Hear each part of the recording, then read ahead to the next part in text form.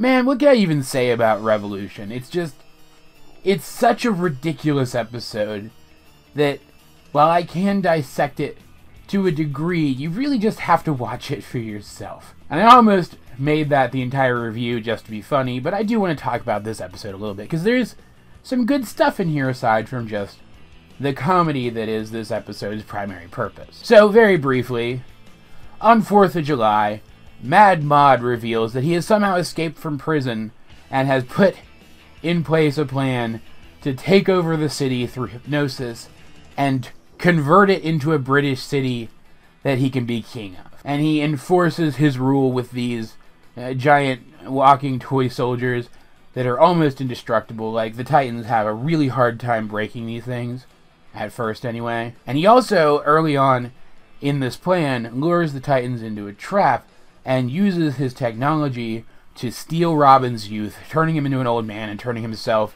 into a young man. The same young man that he was pretending to be in his first appearance. This leaves the Titans without their leader and facing down a pretty serious threat. And just like we saw earlier on in the series, without Robin around, their teamwork starts to break down a little bit.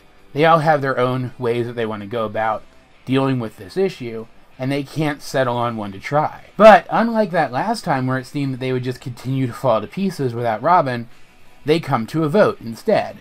And even though the plan that they end up voting for doesn't work, they then run through each of their other plans, try all of them out. When they realize none of those are going to work, they have a really cool moment where, remembering how the United States came together as one country helps them to come together as a team. And they combine their plans together, attack Maud's forces again one last time, and manage to get Maud's cane back to Robin so that Robin can take his youth back and then disable all of Maud's technology. There's a lot to like in this episode.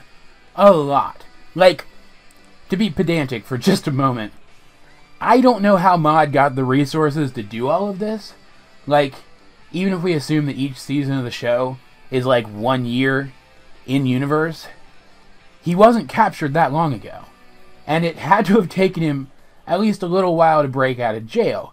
And I would imagine that if he broke out of jail too long ago anyway, the Titans would know about it, right? So he had to have freed himself recently. And yet he somehow has the resources to hack into all of these screens throughout the city and hypnotize everybody. And he also has the robots to make sure that anybody he didn't get in the first place is hypnotized after the fact and to enforce his rule. And he somehow has all of those British-themed facades for all of the buildings prepared, and also some technology that makes the sky look like a British flag. It's just not feasible that he could do this. But if we kind of ignore that, if we kind of take that as a given, maybe we aren't supposed to assume that everything is exactly as we see it, his plan actually kind of makes sense. Like, maybe all that Maud did was make use of a subway system that already existed for his trap for Robin, and then use his technological skills to hack into all of those screens that everybody was already watching for the 4th of July, for some reason. And he did everything else through hypnotism. Maybe he hypnotized everybody else into putting up those British facades and building his robots for him. It still doesn't explain where he got the crazy amount of resources he would have needed for them to build those things, but maybe they just found them around the city.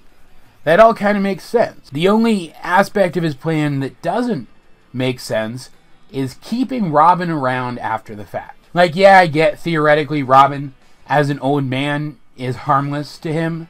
He can't really do anything to fight back. And Maud wants somebody to taunt. He wants somebody to torture.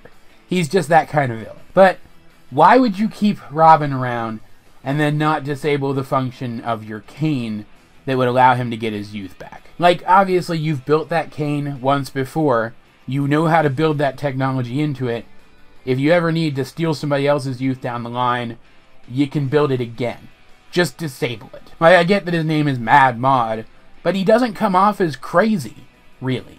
So it doesn't make sense that he wouldn't think of this. Just like it doesn't really make sense that when the Titans show up with their final combined plan, suddenly the super durable Mad Mod robots are crumpling like tin soldiers. But those are nitpicks.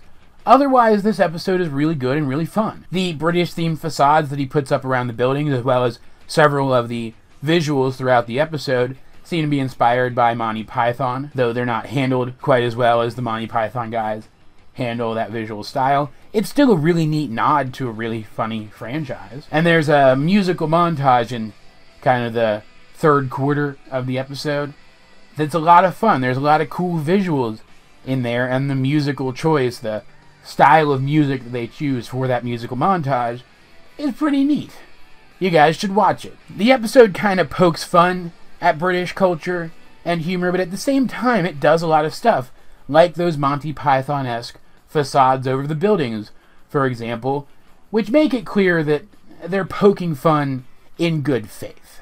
That they also have a healthy amount of respect for the aspects of British culture that they're lampooning. Couple that with the fact that we get to see how much the Titans have grown since earlier episodes when they do come together and do their best to cooperate without Robin to guide them. And this isn't just a fun, silly episode. It's also one that develops the characters a little bit and also gives us a pretty good indicator of how much they've developed up to this point. This was a fun, funny, entertaining, and I think in some ways character-relevant episode, and it's definitely a highlight of the series. In fact, this is one that I remember super well, despite the fact that I don't think they aired it all that often. It's just a super memorable episode, and if you guys haven't seen it, it's definitely one that you should go out of your way to find. That said, as per usual, guys, what do you think of Revolution if you have seen it?